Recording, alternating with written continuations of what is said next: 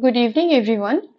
Welcome to my class. আজকে থেকে আমরা একটা নতুন সিরিজ শুরু করছি এই চ্যানেলে। যারা যারা এই চ্যানেলে নতুন দেখছো, ইভেন চ্যানেলের কন্টেন্ট গুলো নতুন, তো তারা অবশ্যই চ্যানেলটা সাবস্ক্রাইব করো এবং প্রত্যেক দিন আমাদের মানডে টু ফ্রাইডে এই জিকে জিএস ক্লাসটা চলবে যতদিন না এক্সাম হচ্ছে।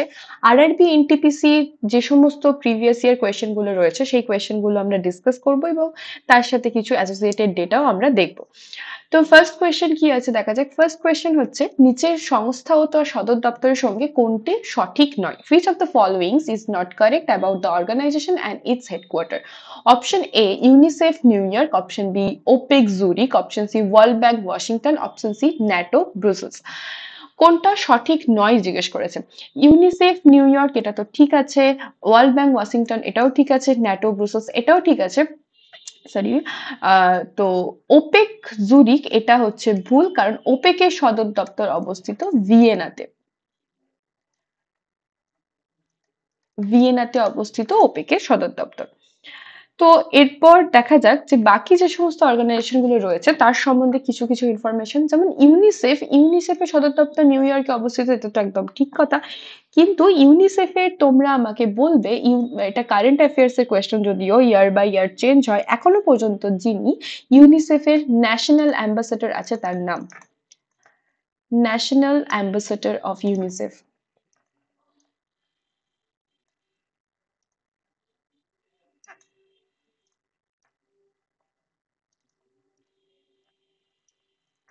এন্ড ইউনিসেফের ফুল ফর্ম কি? যদিও এটা তোমরা সবাই জানোই, আমি এক্সপেক্ট করছি, তবুও লিখে দিলাম যে United nation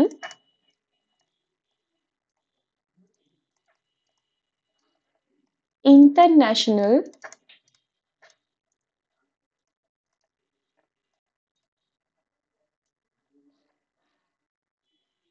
children's Emergency fund.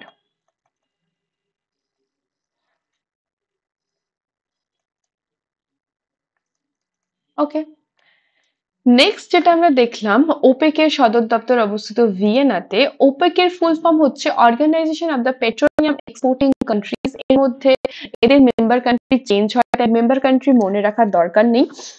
খেয়াল রাখবে যে কোন কোন কান্ট্রি রিসেন্টলি ওপেক থেকে বেরিয়ে গেছে এবং কোন কান্ট্রি রিসেন্টলি ইনক্লুড হতে পারে।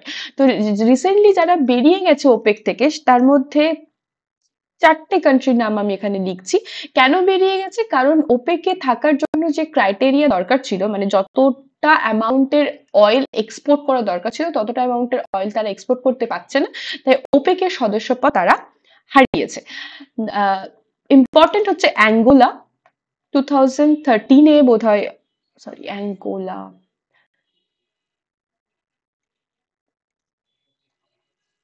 2013 বলছি, 2023-তে এর সদস্যপদ গেছে। অ্যাঙ্গোলা, আবার ভুল লিখলাম, অ্যাঙ্গোলা, ইকুয়েডর,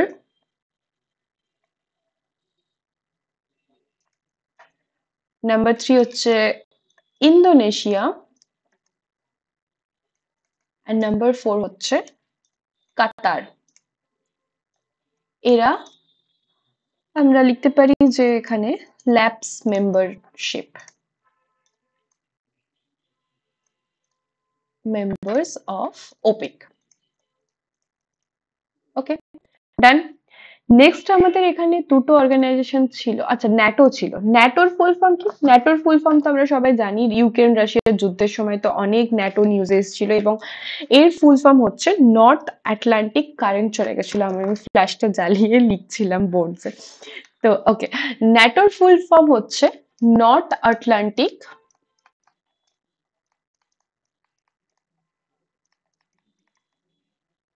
ট্রিটি অর্গানাইজেশন।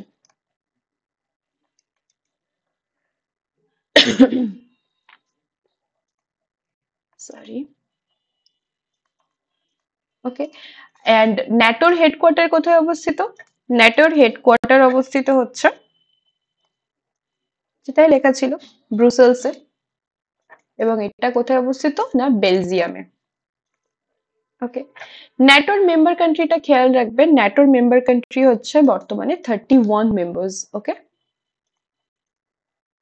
এই ইম্পর্টেন্ট অর্গানাইজেশন আর হেডকোয়ার্টার, এই জিনিসটা থেকে কোয়েশ্চেন আসে, প্রত্যেকটা এক্সামেই কোনো না কোনো কোয়েশ্চেন আসে। তাই আমরা আস্তে আস্তে করে প্রত্যেকটা অর্গানাইজেশন এবং তাদের হেডকোয়ার্টার বা তার সম্পর্কে যে যে জিনিসগুলো মনে রাখা দরকার সেগুলো রিমেম্বার করে নেবো। ওকে, আচ্ছা, লেটেস্ট মেম্বার মানে সব থেকে লাস্ট যে জয়েন করেছে ন্যাটোতে, সেটা হচ্ছে ফিনল্যান্ড। ওকে, আচ্ছা, এরপরে দুটো অর্গানাইজেশন রয়েছে, একটা হচ্ছে ওয়ার্ল্ড ব্যাংক আর একটা হচ্ছে আইএমএফ। এদের দুজনকে টুইন অর্গানাইজেশন বলা হয়। কেন হয় তোমরা কমেন্ট করে বলবে। দুটোরই হেডকোয়ার্টার অবস্থিত কিন্তু ওয়াশিংটন ডিসিতে। কোথায় অবস্থিত? ওয়াশিংটন ডিসিতে।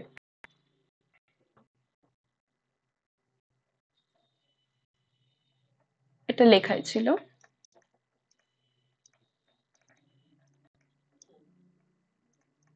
একটা জিনিস খেয়াল করে দেখলে বুঝতে পারবে, যে সমস্ত ইম্পর্টেন্ট ইন্টারন্যাশনাল অর্গানাইজেশন গুলো আছে তার মধ্যে মানি রিলেটেড যে সমস্ত অর্গানাইজেশন সেগুলো ম্যাক্সিমাম অবস্থিত ওয়াশিংটন ডিসিতে, এবং ফুড রিলেটেড যে সমস্ত অর্গানাইজেশন সেগুলো অবস্থিত রোমে। যেমন ভাবে আমি এখানে দুটো এক্সট্রা অ্যাড করে দিচ্ছি, world food food programme, sorry, world food programme.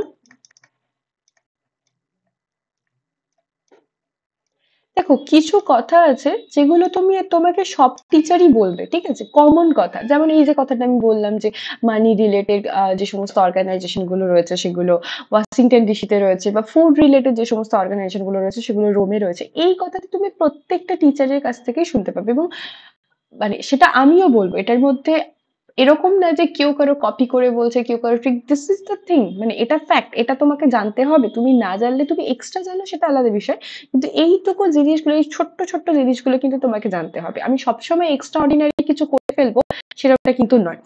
আচ্ছা, and food and agriculture,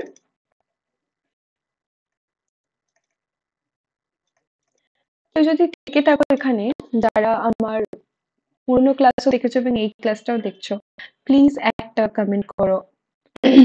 sorry, organisation,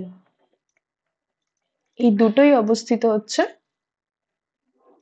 Rome.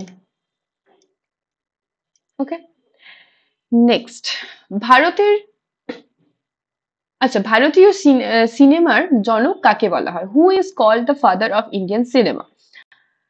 Methi, sorry, মনি সেনথা, দিলীপ কুমার, দাদা সাহেব ফালকে, নাকি Raj Kapoor? Who is called father of Indian cinema? কাকে ভারতীয় সিনেমার জনক বলা হয়?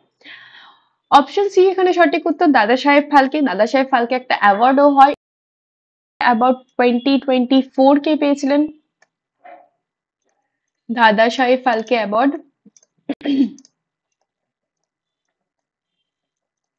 যে সমস্ত ইনফরমেশন গুলো তোমার মাথায় আসছে সেগুলোকে অ্যাড করে করে যেতে হবে। অ্যাওয়ার্ড 2025 কে পেয়েছিলেন? মিঠুন দাস, মিঠুন চক্রবর্তী, তাই তো?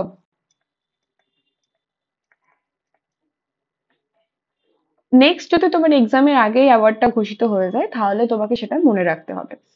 Next question, question number 3, no nation for women লিখেছেন, নো নেশন ফর ওমেন রোড মানব কৌল্য, প্রিয়াঙ্কা দুবে, হিন্দুমতি দেশাই, নাকি কিসবের দেশাই? কে লিখেছেন নো নেশন ফর ওমেন? কোয়েশ্চেনটা এসেছে 2021-এর এনটিপিসি তে। হয়তো অনেকে বলবে যে এই জিনিসগুলো কিভাবে মনে রাখবো ম্যাম। দেখো, এই জিনিসগুলো, কিছু জিনিস যেমন হচ্ছে তোমার বইয়ের নাম, যেগুলো স্পেশালি কারেন্ট বুকস এর নাম, সেগুলো নিয়ে তো মাথায় চাপ দেবে না, সেগুলো তুমি আস্তে আস্তে কোয়েশ্চেন করতে করতে যেগুলো মনে মনে হয়ে যাবে, দ্যাটস গুড। আদারওয়াইজ ওই লিস্ট ধরে ধরে একগাদা বইয়ের নাম মুখস্থ করছো, করার দরকার নেই। হ্যাঁ, তুমি কোনটা মুখস্থ করবে, যেগুলো হচ্ছে মানে ক্লাসিক নোভেলস, বা যে লিটারেচার গুলো অলরেডি এত বছর ধরে জিজ্ঞাসা করে আসা হচ্ছে, বা যে ইম্পর্টেন্ট রাইটার, যেমন চেতন ভগত বলো, তোমার সালমান রুশদি বলো, বা শশী থারুর, বা যে সমস্ত ইম্পর্টেন্ট রাইটার গুলোর বই অনেক দিন ধরে জিজ্ঞেস করে আসা হচ্ছে, সেগুলো তোমাকে একটু দেখে নিতে হবে কি কি ইম্পর্টেন্ট, রাস্কিন বন্ড, বা আরো অনেক আছে, বিক্রম শেঠ, যে সমস্ত এইগুলো, এবং হিস্টোরিক্যাল যে সমস্ত বইগুলো আছে এবং তাদের যে অথর বা কোন বইটা কি সম্পর্কে লেখা হয়েছে সেগুলো তোমাকে দেখতে হবে। রিসেন্ট যে সমস্ত বইগুলো বেরিয়েছে সেগুলো তুমি কারেন্ট অ্যাফেয়ার্স বা কোয়েশ্চেন আনসার প্র্যাকটিস করতে গিয়ে যে যতগুলো হচ্ছে ততগুলো ঠিক আছে, করতে পারলে খুব ভালো। Otherwise leave that. তো নো নেশন ফর উমেন এই বইটা লিখেছেন প্রিয়াঙ্কা দুবে। এখানে স্পেশালি তোমার বলা হয়েছে যে কিভাবে আমরা আমাদের নেশনের মধ্যে মহিলারা ডিপ্রাইভ হচ্ছেন এবং তাদেরকে কত চ্যালেঞ্জেস ফেস করতে হচ্ছে, এই সমস্ত বিষয় নিয়ে বইটি লেখা। ইটস অলসো ফেমাস বুক, এটাও ফেমাস বুক, এরকম নয় যেটা ফেমাস নয়, এটা এমনি পড়ছি, বাট আমি বলতে চাইছি এই বইগুলোর নাম তুমি পড়বে কিন্তু তার আগে ওই বইগুলোর নাম এবং অথর কিন্তু মুখস্থ করে ফেলতে হবে। তো this is Priyanka Dubey and এটা হচ্ছে ওনার বই যেটা লেখা হয়েছে উইমেনদের রাইটস নিয়ে। ওকে, next question number 4।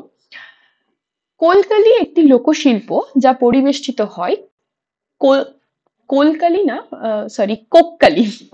কোক্কালি is a folk art that is performed in কেরালার উত্তর মালাবার অঞ্চলে, উত্তরপ্রদেশের পূর্ব অংশে, গুজরাটের দক্ষিণ অংশে নাকি উত্তরপ্রদেশের পশ্চিম অংশে।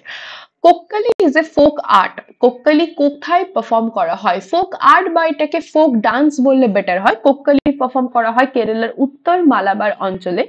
এখানে তোমার লাঠি নিয়ে এরকম গোল রাউন্ড করা হয়, মাঝখানে একটা তোমার দ্বীপ টাইপের জ্বালানো হয়, আগুন জ্বালানো হয়, তার চারিদিকে পারফর্ম করা হয়, ঠিক আছে? Dance move in a circle, একটা সার্কেলে মুভ করে এবং এটা মালাবার পার্ট অফ কেরালাতে পারফর্ম করা হয়। আচ্ছা, এখানে যখন উপকূলের নাম আসলো, তোমরা বলো তো যে মহারাষ্ট্রের উপকূলকে কি বলা হয়? মহারাষ্ট্রের উপকূলকে কি বলা হয়?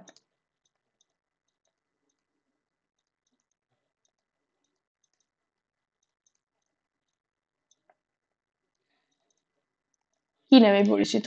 আর এবং এই মালাবার অঞ্চলের সাথে একটা খুব ফেমাস বিদ্রোহ বা আন্দোলন যুক্ত, সেটার নাম বলবে। নেক্সট কোয়েশ্চেন নাম্বার, আচ্ছা, যে যে কোয়েশ্চেন গুলো জিজ্ঞেস করছি এটার উত্তর যদি কারোর না জানা থাকে তাহলে তোমরা একটু কমেন্ট করবে, নেক্সট ক্লাসে ওর উত্তরটা বলে দেবো অবশ্যই, যদি ক্লাসের মধ্যে না বলি। Next question number 5। আরবিআই স্থাপিত হয়, আরবিআই এস্টাবলিশ অন 1951, 1935, 1947 নাকি 1960? কোন বছর আরবিআই স্থাপিত হয়েছিল? তো এটা তো ভেরি নোন কোয়েশ্চেন অ্যান্ড আমি আই হোপ তোমরা সবাই উত্তর করতে পারবে, কারণ এখানে গোলাবার কোনো জায়গা নেই, এখানে 1949 অপশনে নেই, তাই 1935 is the right answer. RBI স্থাপিত হয়েছিল একটা অ্যাক্টের মাধ্যমে, যে অ্যাক্টের নাম হচ্ছে RBI act of 1934। RBI act of 1934। যদি অ্যাক্টের কথা জিজ্ঞেস করে তাহলে অ্যাক্টটা কিন্তু 1934 খ্রিস্টাব্দেই পাস হয়েছিল এবং সেই অ্যাক্ট অনুযায়ী আরবিআই আরবিআই স্থাপিত হয়েছিল, আরবিআই এস্টাবলিশ হয়েছিল।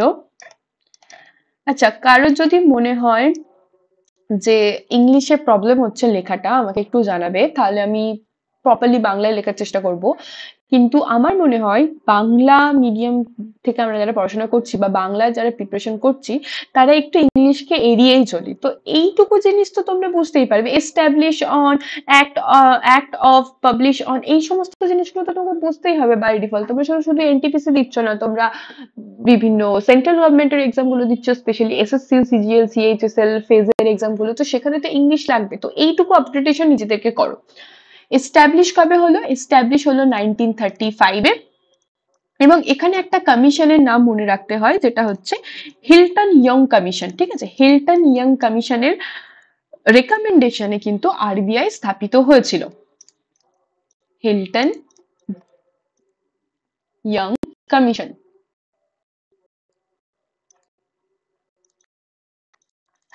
কবে ছিল এটা? In the year of 1926। এই হিল্টন ইয়ার কমিশনের রেকমেন্ডেশনে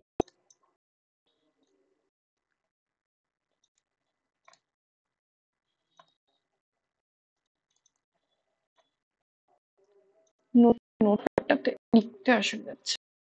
আচ্ছা, রেকমেন্ডেশনে আরবিআই অ্যাক্ট অফ 1934 এলো এবং সেখানে আরবিআই স্থাপিত হলো। আরবিআই যখন স্থাপিত হলো তখন ফার্স্ট গভর্নর কে ছিল? First governor of RBI, first governor, Indian জিজ্ঞেস করিনি কিন্তু, of RBI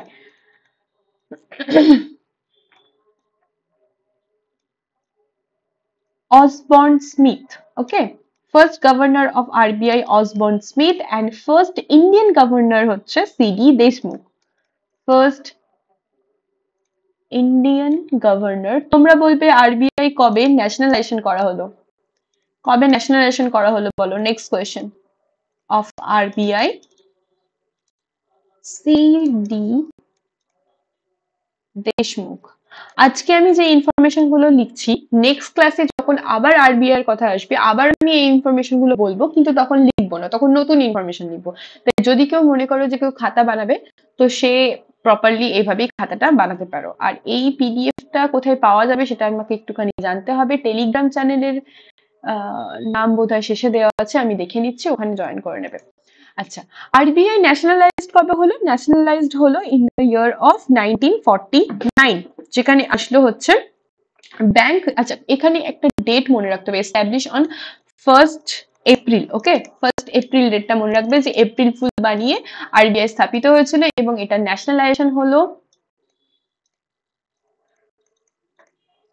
nationalized on 1st January 1949 এ। এখানেও একটা অ্যাক্ট এসছে নিশ্চয়ই, তার জন্য ন্যাশনালাইজ হয়েছে। রেগুলেশন রেগুলেটিং অ্যাক্ট বলে একটা, ব্যাংকিং রেগুলেশন অ্যাক্ট বলে একটা আইন এসেছিল, সেটা অতটা দরকার নেই, কিন্তু এটা হচ্ছে তোমার ন্যাশনালাইজেশন হলো ইন দ্য ইয়ার অফ 1949। খেয়াল রাখবে আরবিআই কিন্তু স্বাধীনতার পরে কিছু বছর পাকিস্তানের সেন্ট্রাল ব্যাংক হিসেবেও কাজ করেছিল। ওকে, নেক্সট কোয়েশ্চেনে যাওয়া যাক। Question number 6। ভারতের জাতীয় আয় গণনা করেন the Indian national Indian national income calculated by NITI Aayog, ministry of finance, central statistical organisation নাকি ন্যাশনাল স্যাম্পল সার্ভে? জিডিপি বা ন্যাশনাল ইনকাম সেটা কে ক্যালকুলেট করে? ন্যাশনাল ইনকাম ক্যালকুলেট করারই কিছু মেথড আছে, 4টে মেথডে ন্যাশনাল ইনকাম ক্যালকুলেট করা যায়, জিডিপি, জিএনপি, এনডিপি, এনএনপি। তো মেথড গুলো আমরা পরে পড়বো। এখন তোমরা বলো যে এই ন্যাশনাল ইনকাম ক্যালকুলেট করে কোন সংস্থা?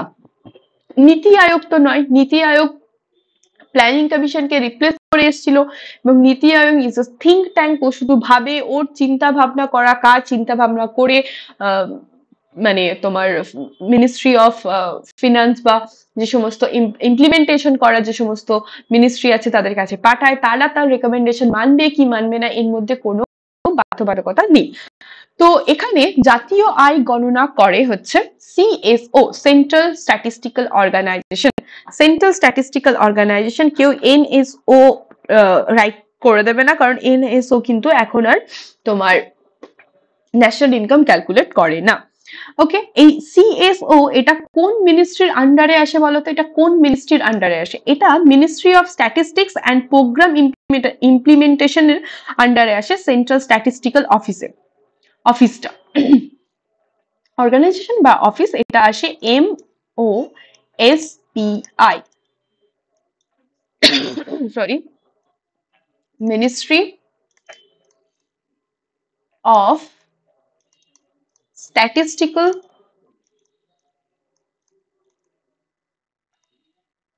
And programme implementation. কোয়েশ্চেন আসে কিন্তু এখন এরকম। আচ্ছা, ভারতের প্রথম জাতীয় আয় গণনা করেন কে? ভারতের প্রথম জাতীয় আয় গণনা করেন কে?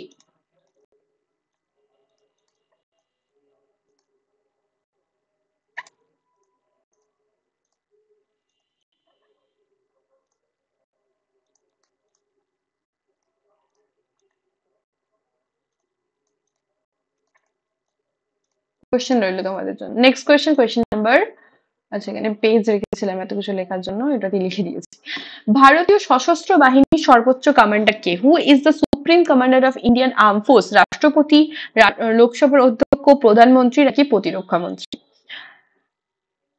সঠিক উত্তর হচ্ছে অপশন এ, রাষ্ট্রপতি। রাষ্ট্রপতি হচ্ছে supreme commander Indian arm force, Indian navy, Indian army and Indian তোমার কি বলবো, navy, army and air force.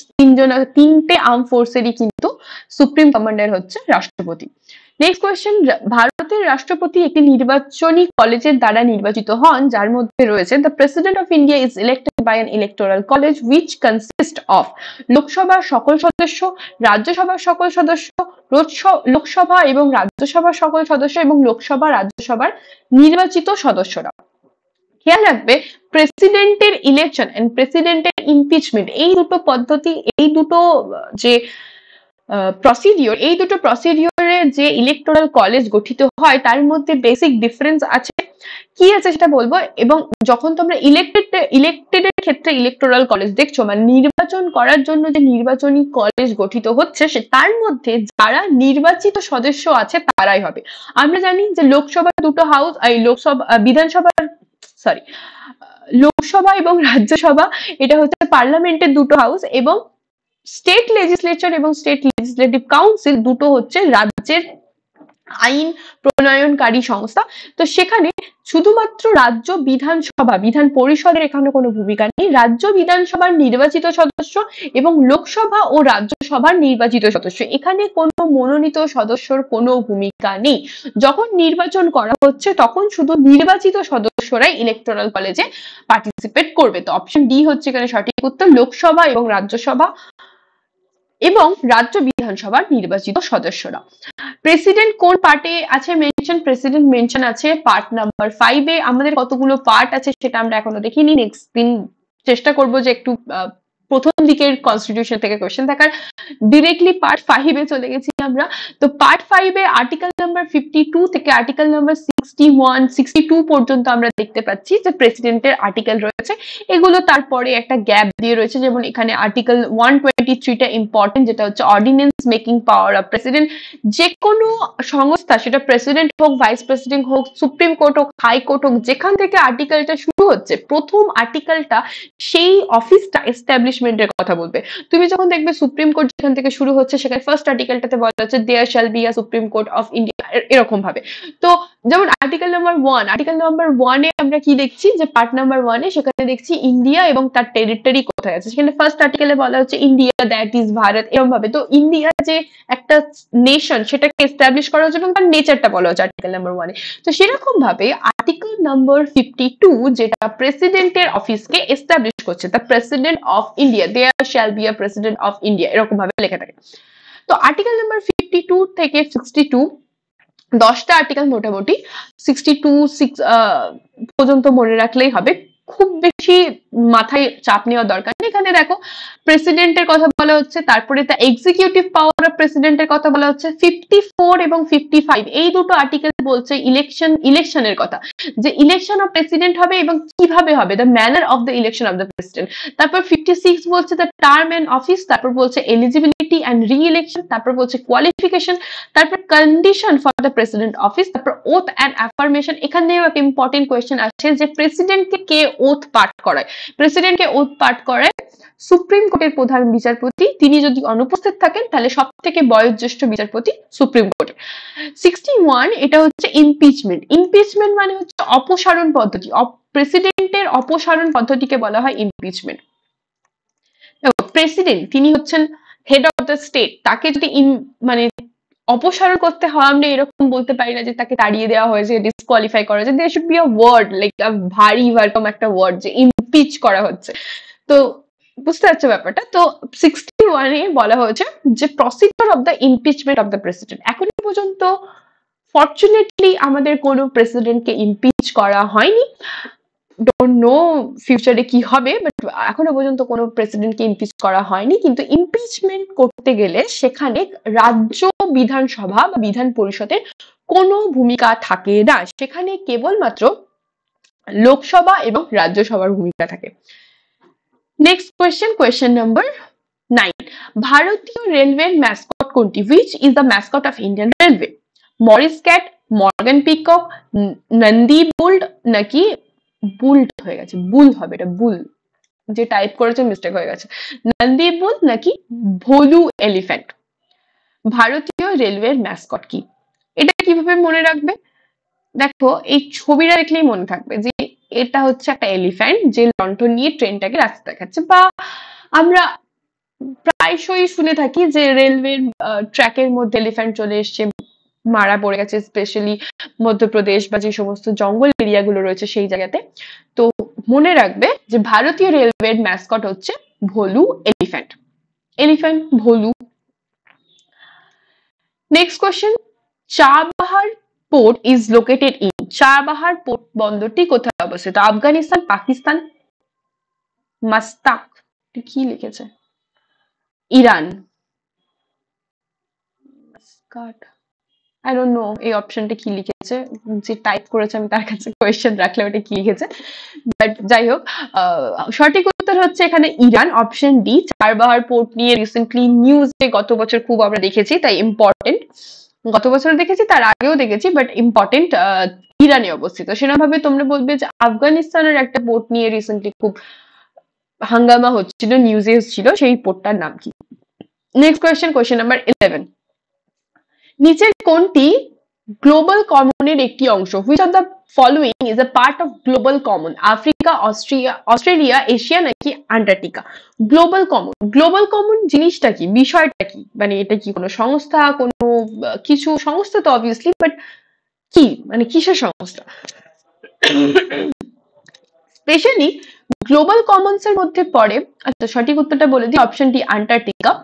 Global Commons এর মধ্যে পড়ে ocean, space, atmosphere, deep sea. Ocean, ocean বলতে এখানে ডিপ সি এবং আন্টার্কটিকা। আমরা জানি যে আমাদের যে সমস্ত নেশন রয়েছে সেই নেশনের একটা মেরিন বাউন্ডারি আছে, একটা জলসীমা আছে, সেই জলসীমার পরে মানে যেটা ইন্টারন্যাশনাল ওয়াটার, সেই ইন্টারন্যাশনাল ওয়াটার যেটা স্পেশালি ওশান পড়ছে, সেই ওশান, স্পেস, অ্যাটমসফিয়ার এবং অ্যান্টার্কটিকা, এই চারটি, এই সমস্ত জায়গা যেখানে প্রাকৃতিক সম্পদ রয়েছে প্রচুর পরিমাণে, এবং সেই প্রাকৃতিক সম্পদের উপর কোনো একটা নির্দিষ্ট দেশ কখনো দাবি করতে পারে না। তো এই সমস্ত জিনিসগুলো রয়েছে গ্লোবাল কমনের পার্টের মধ্যে, মানে যেটা গোটা ওয়ার্ল্ডের সবার কমন সম্পত্তি কাইন্ড অফ।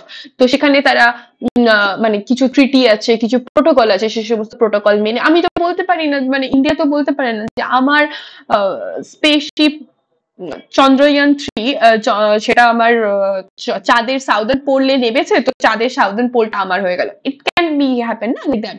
তো সেখানে সেগুলো স্পেস, ওশান, ডিপ ওশানে কিছু একটা পাওয়া গেল, সেটা যদি ইন্টারন্যাশনাল ওয়াটারের মধ্যে হয়, তাহলে সেখানে কেউ কোনো দেশ তো নিজে দাবি করতে পারবে না সেভাবে।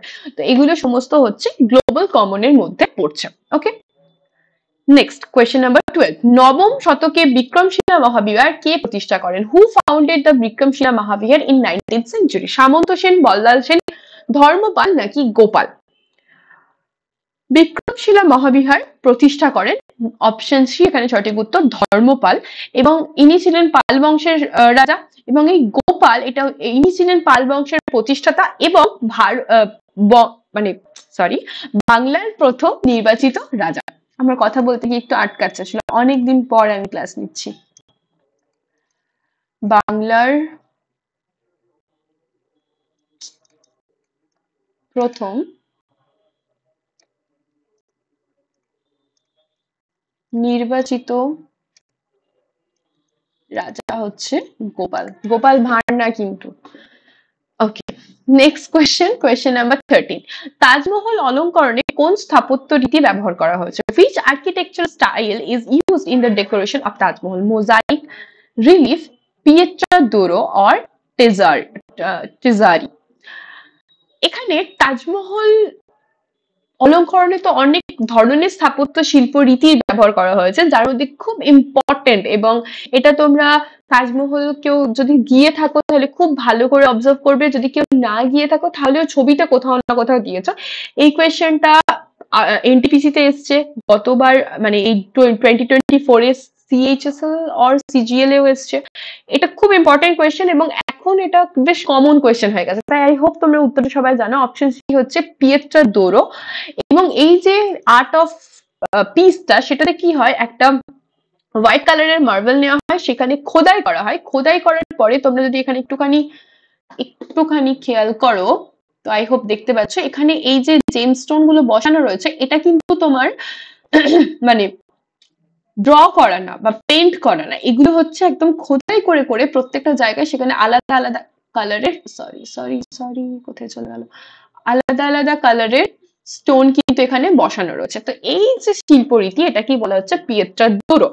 এন্ড খেয়াল রাখবে মুঘল আর্কিটেকচারের ক্ষেত্রে আর একটা স্টাইল ফলো করা হতো যেটাকে বলা হয় চারবাগ স্টাইল। চারবাগ স্টাইল মানে কি, ধরো এটা একটা মেন যে গার্ডেনটা, সেই গার্ডেনটাতে অ্যাকচুয়ালি এরকম ভাবে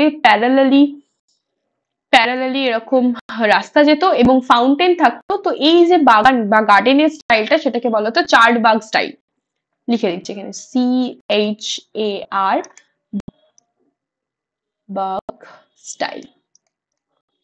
এটাও কিন্তু আমরা মুঘল আর্কিটেকচারের সময় দেখতে পাবো। তোমরা বলবে যে ডাবল ডোম আর্কিটেকচার কোন ডাইনেস্টির সময় আমরা দেখতে পাই, কোন সুলতানদের সময় আমরা ডাবল ডোম আর্কিটেকচার দেখতে পাই? ডাবল ডোম আর্কিটেকচার,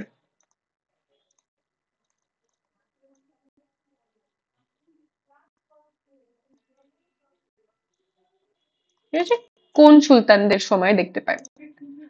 কোয়েশ্চেন নাম্বার 14, 1815 সালে ভারতের সার্ভেয়ার জেনারেল হিসেবে কাকে নিয়োগ করা হয়? Who was appointed as the surveyor general of India in 1815? NTPC 2022 এর question. James Rennell, Colin Mackenzie, Thomas Adams নাকি ওয়ারেন হেস্টিং?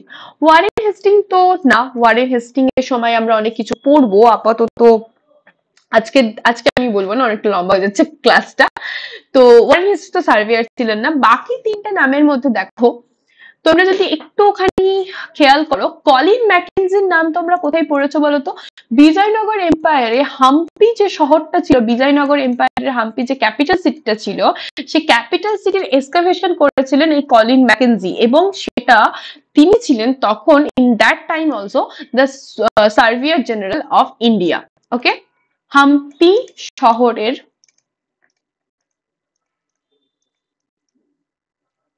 খনন কার্য করেছিলেন, এক্সকাভেশন করেছিলেন, মানে হাম্পি শহরটা কাইন্ড অফ আবিষ্কার করেছিলেন।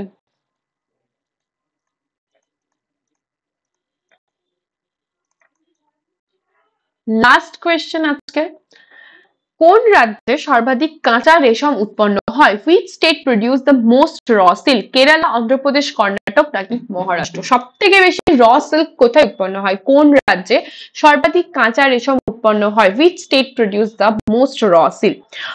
অপশন নাম্বার সি এখানে সঠিক উত্তর। কর্ণাটকে সব থেকে বেশি র সিল্ক উৎপন্ন হয়। যদি আমাদের ওয়েস্ট বেঙ্গলে বলে, যে সব থেকে কাঁচা রেশম কোথায় উৎপন্ন হয়,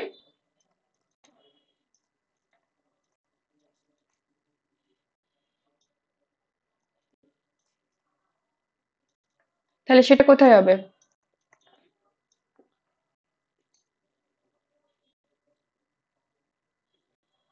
মুর্শিদাবাদ হবে।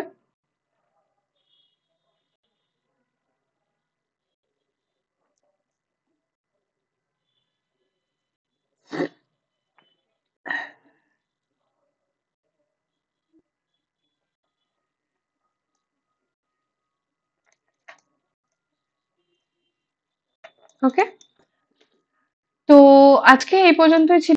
15টা কোয়েশ্চেন আমরা সলভ করলাম এবং তার সাথে কিছু অ্যাডিশনাল ইনফরমেশন দেখলাম।